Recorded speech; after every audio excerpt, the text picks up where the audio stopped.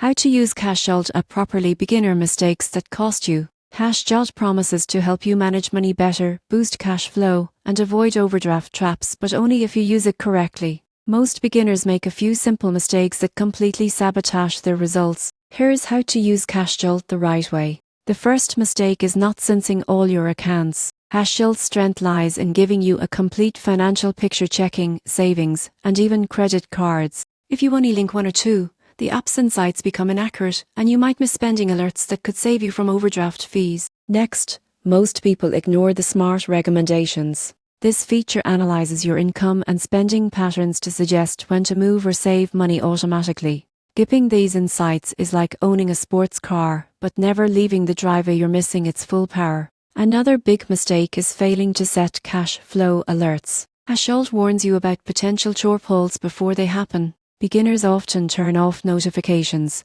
because they seem annoying, but those alerts can literally prevent overdrafts and unnecessary interest charges. Pro tip: use the Jolt Boost feature strategically. It can front you a small advance before payday, but it's meant for emergencies, not daily expenses. Using it wisely helps you maintain control, not rely on temporary fixes. And here's a surprising truth: the real power of CashJolt isn't in instant cash, but in teaching you better timing. When you learn to anticipate bills and plan spending, you stop chasing paychecks and start managing cash flow like a pro. Used properly, the CashJolt app can transform your finances from stressful to stable, putting you in full control of your money every single week.